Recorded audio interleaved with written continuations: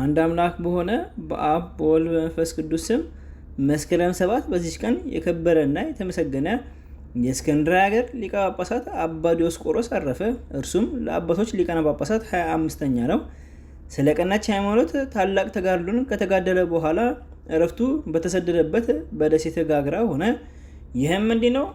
ንጉሥ መርቅያኖስ ወደ ሰበሰበው ጉባኤ በጠሩት ጊዜ ሲደርስ በዛታቸው 636 የሆኑ ታላቅ ጉባኤን አየ። እንዲህም አለ፣ ይህ ታላቅ ጉባኤ እስቲሰበሰብ ድረስ በሃይማኖት ላይ የተገኘው ጉድለት ምንድን ነው?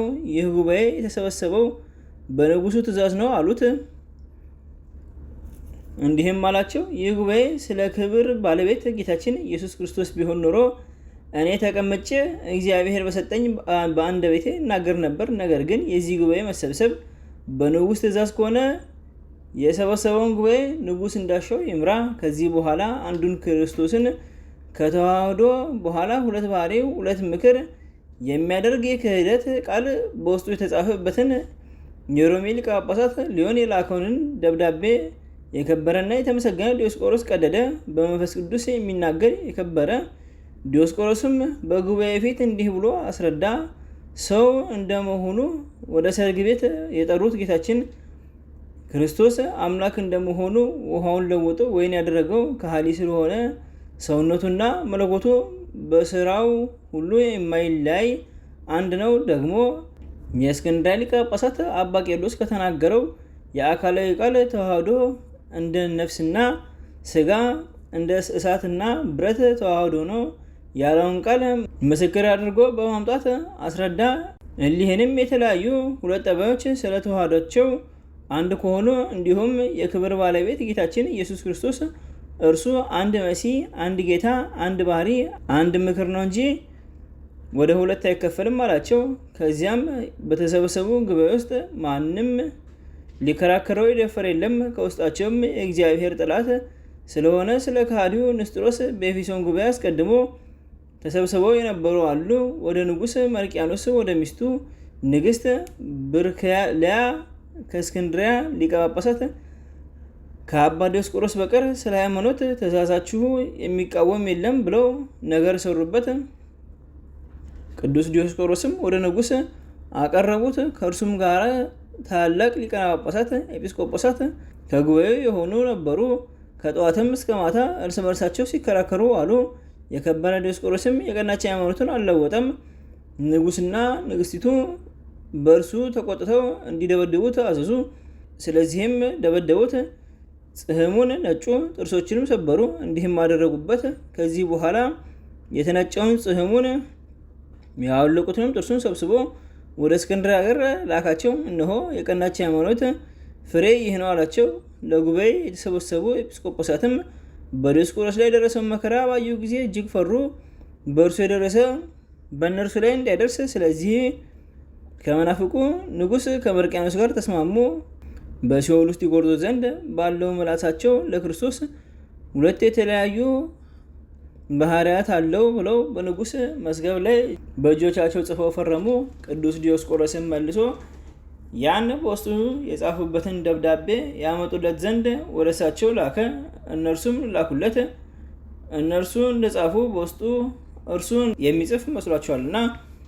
እርሱ ግን አባቶቻችን ሐዋርያት ካስተማሩት ከቀናች ሃይማኖት በኒቂያ የተሰበሰቡ ሃይማኖታቸው የቀና 318 ኤጲስቆጶሳት አባቶቻችን ከሰሩት ሕግ የሚወጣውን ሁሉ በደብዳቤው ግርጌ ጽፎ አወገዘ። መናፍቁ ንጉሥም ተቆጥቶ ጋግራ ወደምትባል ደሴት እንዲያግዙት አዘዘ። ወደዚያም ደሴት ወሰዱት። ከእርሱም ጋራ የሀገረ ዕቃው ኤጲስቆጶስ አባ መቀርስ አብሮ ተሰደደ። ሌሎችም 4 መነኮሳት የሸሹ አሉ። እሊህም 636 ኤጲስቆጶሳት ተቀምጠው በኬልቄዶን ለራሳቸው መመሪያ የሚሆናቸውን ስርዓት ሰሩ። የከበረ ዲዮስቆሮስንም በአጋዙት ጊዜ ከዚያች ሀገር ኤጲስቆጶስ ጭንቅ የሆነ መከራ ደረሰበት። ኤጲስቆጶሱ ንስጥሮሳዊ ስለሆነ ታላቅ ጉስቁልናንም አጎሳቆለው። በእጆቹ ላይ ድንቆች ታላቅ ተአምራቶችን እግዚአብሔር እስከገለጠ ድረስ የደሴት ሰዎች ሁሉ ሰገሩለት፣ አከበሩት፣ ከፍ ከፍም አደረጉት። እግዚአብሔርም የመረጣቸውን በቦታቸው ሁሉ ያከብራቸዋልና። አባ ዲዮስቆሮስም አባ መቃርስን አንተ በእስክንድርያ ሀገር የሰማዕትነት አክሊል ትቀበል ዘንድ አለህ አለው። ከዚህም በኋላ ከምዕመናን ነጋዴዎች ጋር ወደ እስክንድርያ ላከው። በእርሱ ላይ ትንቢት እንደተናገረ ገድሉ በዚያ ፈጸመ። የከበረ አባት ዲዮስቆሮስ ግን መልካም ተጋድሎውን በፈጸመ ጊዜ ክብር ይግባውና እግዚአብሔርንም አገልግሎ ከዚች ኃላፊት ከሆነች ኑሮ ወጥቶ ሄደ። የሃይማኖቱንም ዋጋ አክሊል ተቀብሎ ወደ ዘላለም እረፍት ገባ። ያረፈውም በዚያች በደሴተ ጋግራ ነው። ስጋውንም በዚያ ኖሩ። ለእግዚአብሔር ምስጋና ይሁን። እኛንም በዚያ አባት ጸሎት ይማረን፣ በረከቱም ከኛ ጋር ትኑር ለዘላለሙ አሜን። በዚችም ቀን የመጥምቁ ዮሐንስ እናት የከበረች ኤልሳቤጥ አረፈች። በጸሎቷ የሚገኝ በረከቷ ከኛ ጋር ይኑር ለዘላለሙ አሜን። በዚችም ቀን የገብላ ኤጲስቆጶስ የከበረ አባት አባ ሳዊሪያኖስ አረፈ። የዚህም ቅዱስ የአባቱ ስም አብስሪያኖስ ይባላል። የሀገረ አቴናም ፍልስፍና ተማረ። ከዚያም ወደ ቂሳሪያ ሄዶ እውቀታቸውን ሁሉ ተማረ። ዳግመኛ ወደ ሮሜ ከተማ ተመልሶ የቤተ ክርስቲያንን ትምህርት ተማረ። በጥቂት ዘመናት የብሉይንና የአዲስን መጽሐፍት አጠና። ከዚህም በኋላ ቁጥር የሌለው ብዙ ገንዘብ ትተውለት ወላጆቹ አረፉ። ስለ እርሱ ፈንታ 100 እጥፍ ይቀበል ዘንድ ወዶ ያንን ገንዘብ ለክብር ባለቤት ለክርስቶስ ሊሰጥ ወደደና ድሆችን፣ መጻተኞችን፣ ምስኪኖችን፣ ችግረኞችንም በውስጡ ይቀበል ዘንድ የእንግዳ መቀበያ ቤት ሰራ። አታክልትንም ተክለ ፍሬዎችን ተሸክሞ የሚያመጡላቸውን ሰራተኞች ያደረገ። እነዚያም ስለ ድሆች፣ ስለ ችግረኞች የተሰሩ ቦታዎች እስከዛሬ በስሙ የሚጠሩ ሆኑ። አገረ ገዥ የሆነ አጎቱም በሮሜው ንጉሥ በአኖሬው ዘንድ እንዲህ ሲል ወነጀለው። በከበረ ወንጌል ቃል ኪዳን እንደገባ ከእርሱ ዘንድ ስለ እርሱ ሞቶ እጥፍ እቀበላለሁና እኔ ገንዘቤን ክብር ይግባውና ለክርስቶስ እሰጠዋለሁ በማለት ሳዊሪያኖስ ገንዘቡን ሁሉ እንደበተነ፣ ይህም ነገር ለንጉሱ ደስ አሰኘው። ፈጽሞም በእርሱ ደስ አለው፣ እጅግም ወደደው። ከእርሱም ከቤተ መንግስቱ እንዳይለይ ለንጉሥ አኖሬዎስ አዘዘው። ከእርሱም ጋር ሁልጊዜ ወደ ቤተ ክርስቲያን በመሄድ ሌሊቱን ሁሉ ቆመው ያድራሉ። ንጉሥ አኖሬዎስም የመነኮሳቱን ስራዎች ስለሚሰራ ከልብሰ መንግስቱ በታች በስጋው ላይ ማቅ ይለብስ ነበር። በዚያም ወራት ለሮሜ ሀገር ሊቀ ጳጳሳት ሆኖ የነበረ አባ ዮናክኒዲኖስ ነው። ለእርሱም ሳዊሪያኖስ ብዙ ሕዝብ ላይ ኤጲስቆጶስ መሆን እንዲገባው እግዚአብሔር ገለጸለት። ሊቀ ጳጳሳቱም እጅግ የሚወደውና የሚያከብረው ሆነ። ከንቶ እንዲለየውም አይሻም ነበር። በሁሉም ዘንድ ተወዳጅ ሆነ። ዜናውም በቁስጥንጥንያ ንጉሥ በቴዎዶሲዎስ ዘንድ ተሰማ። ሰዎች ሁሉ እንደሚያከብሩት ባየ ጊዜ ድካሙ በውዳሴ ከንቱ እንዳይጠፋ ፈርቶ ከዚያች ቦታ በስውር ሊወጣ ወደደ። ከእግዚአብሔር የታዘዘ መልአክም ተገልጾለት ወደ ሀገረ ገብላ ሄዶ ለብዙ ነፍሳት የገዳም አባት እንዲሆን አዘዘው። በሌሊትም ወጥቶ ሄደ። የምንኩስና ልብስንም ከለበሰ በኋላ ደቀ መዝሙሩ ቴዎድሮስ ከእርሱ ጋር ነበር። ክብር ይግባውና እግዚአብሔርም ወደ ገብላ ገዳም እስከሚደርስ በፊቱ የምትሄድና የምትመራው በመንኮራኩር አምሳል የብርሃን ሰረገላ ላከለት። በዚያም የገዳሙ አበምኔት የሆነ ጻድቅ ሰው ነበር። የቅዱስ ሳዊሪያኖስንም መምጣት ጌታችንን በራእይ አስረዳው። ወደ እርሱም መጥቶ ተቀበለው። ሰላምታም ሰጠውና ስለ እርሱ ጌታችን በራእይ ተገልጾለት እንዳስረዳው ነገረው። የጌታችንም ቸርነት እጅግ አደነቁ። ዜናውም በአገሮች ሁሉ ተሰማ። የማይቆጠሩ ብዙ ሰዎች ወደ እርሱ ተሰበሰቡ። ንጉሥ ቴዎድሮስም ለከበረ ሳዊሪያኖስ ገዳማትን የሚሰሩለት ብዙዎች ሰዎችን ሹሞችንም ከእርሱ ዘንድ ላከ። የእግዚአብሔርም መልአክ በውስጣቸው ገዳማትን የሚሰሩባቸውን ቦታዎች ወሰነላቸው። ብዙ ነፍሳትንም የሚያጽናና የሚያረጋጋ ሆነ። ክብር ይግባውና እግዚአብሔር በእጆቹ ላይ ድንቆች የሆኑ ብዙ ተአምራትን አደረገ።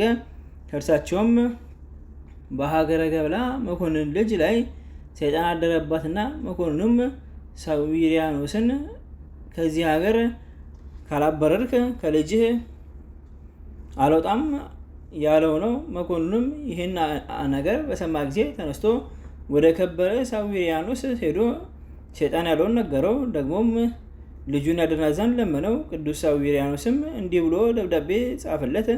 ክብር ይግባውና በጌታችን ኢየሱስ ክርስቶስ ስም ከእርሷ ወጥተህ ሂድ። አባቷም ያንን ደብዳቤ ተቀብሎ ወደ ልጁ ወሰደ። ያን ጊዜም ከመኮንኑ ልጅ ሰይጣን ወጥቶ ሄደ። ልጅቷም ዳነች። ዳግመኛም ታላቅ ሰራዊት እስኪሆኑ ድረስ ብዙዎች ወንጀለኞች ሰዎች ተሰበሰቡ። ወደ ከበረ ሳዊሪያኖስም ገዳም ገብተው ሊያፈርሱት ፈለጉ። ክብር ይግባውና እግዚአብሔርም በላያቸው ጨለማን አመጣ። ምንም ምን ሳያዩ 3 መዓልት 3 ሌሊት ኖሮ ቅዱስ ሳዊሪያኖስንም ይቅር ይላቸው ዘንድ ብዙ እንባ በማፍሰስ ለመኑት። እርሱም ወደ ቤታቸው መልሶ ሲያደዳቸው፣ ዳግመኛም በገዳሞት ውስጥ ያሉ በእርሱ የሚተዳደሩ መነኮሳት ሁሉ ከእርሱ የታመመ ቢኖር በላያቸው በመጸለይ ያድናቸዋል። የሚያጽናናቸውና ሁሉም እንደ እግዚአብሔር መላእክት እስኪሆኑ ፈሪሃ እግዚአብሔር የሚያስተምራቸው ሆነ።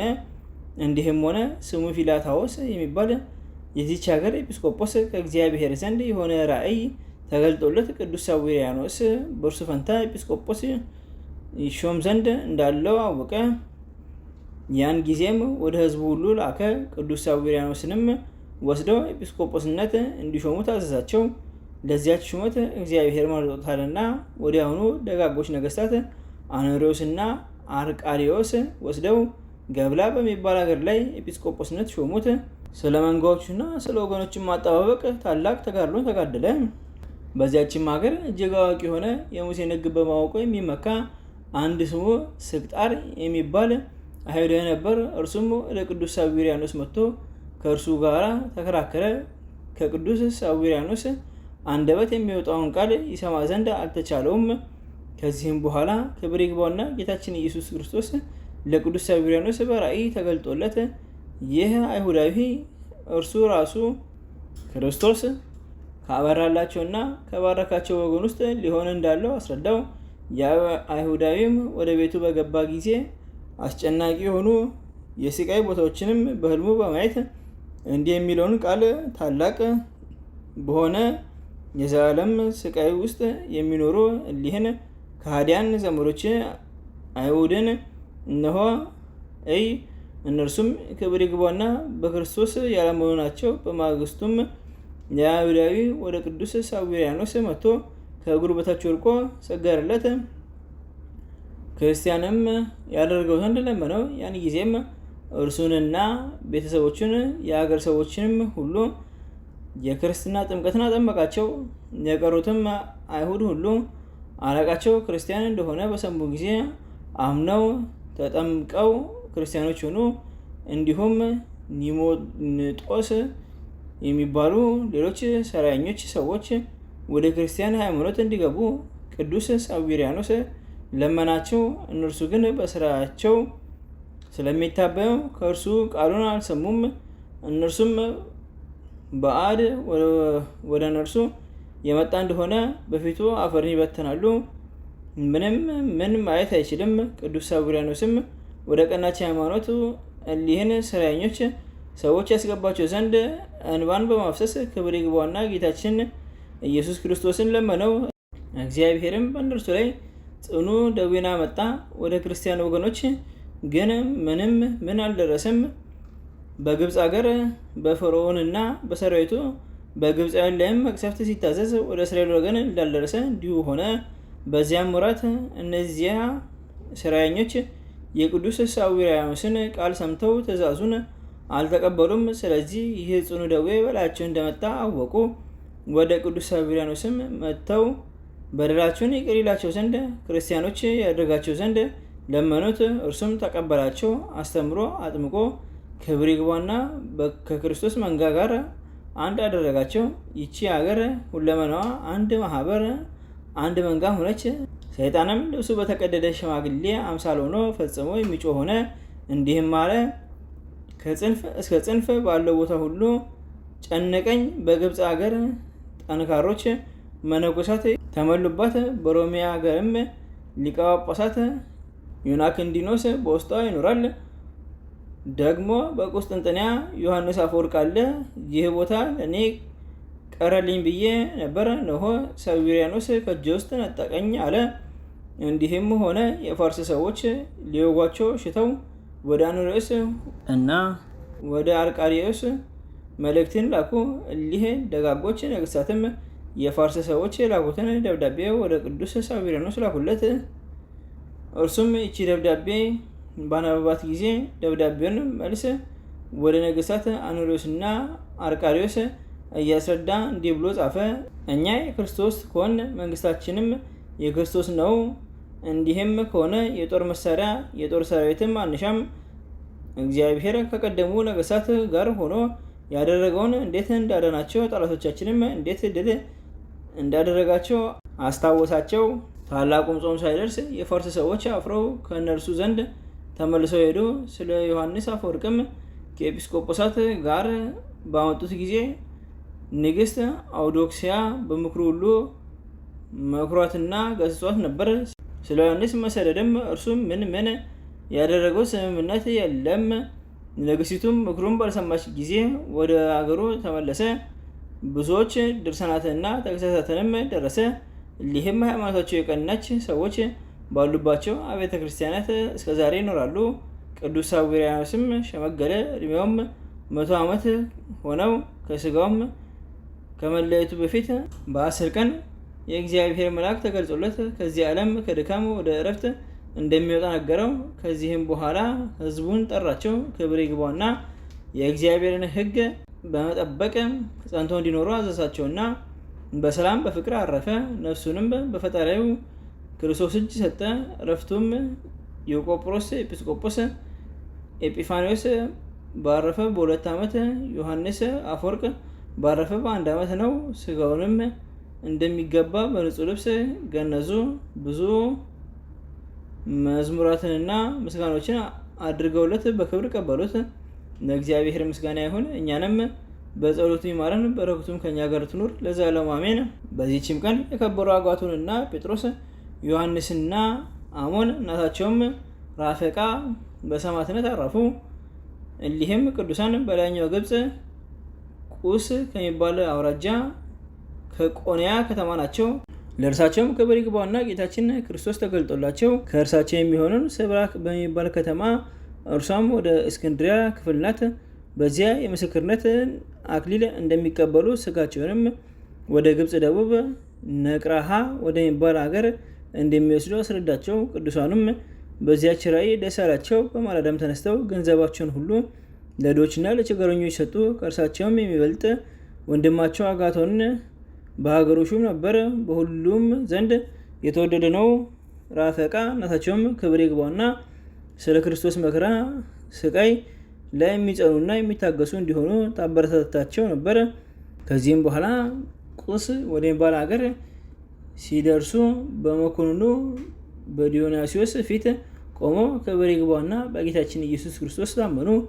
ከእርሳቸውም አስቀድሞ እናታቸው ራፈቃን አሰቃዩት። እርሷም በስቃይ ውስጥ በመታገስ ደስተኛ ነበረች። ከዚህም በኋላ 4 ልጆቿን አሰቃዩቸው። እነርሱንም በማሰቃየት በሰለቸ ጊዜ ወደ እስክንድርያ እንዲልኳቸው ወገኖቹ መከሩት። እነርሱንም በማሰቃየቱ በሰለቸ ጊዜ ወደ እስክንድርያ እንዲልካቸው ወገኖቹ መከሩት።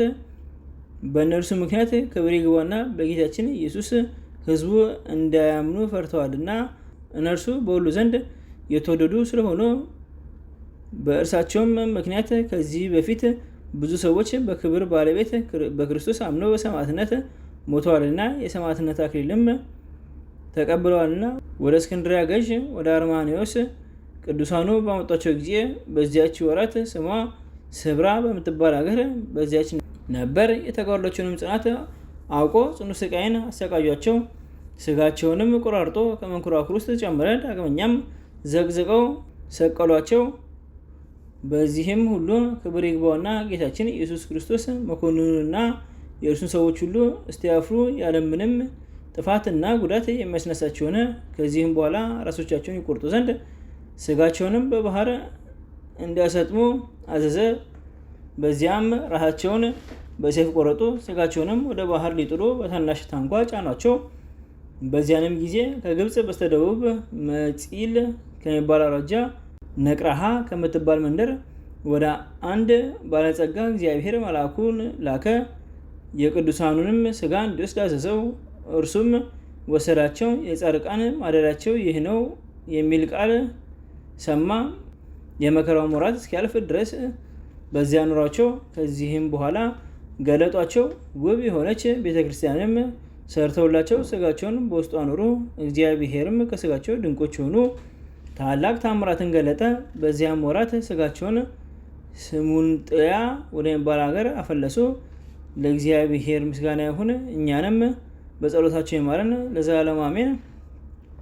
በዚችም ቀን ደግሞ 2000 ሰዎች ከቅዱስ ፋሲለደስ ጋር በሰማዕትነት ሞቱ።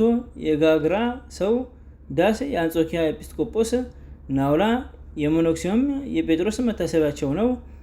የእመቤታችን እናት ቅድስት ሐናም የዕለቷ መታሰቢያ ነው። በረከታቸው ከኛ ጋር ትኑር ለዘላለሙ አሜን። አንድ አምላክ በሆነ በአብ በወልድ በመንፈስ ቅዱስም መስከረም 8 በዚች ቀን የዓመቱ ወሮች መቁጠሪያ የሚሆን የመጀመሪያ ኮከብ ይወጣል።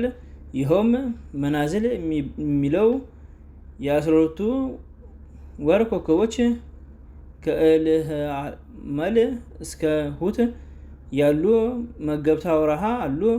ምግባቸውንም ፈጽመው በዚች ቀን እንደገና አንድ ብሎ የሚጀምሩበት ነው።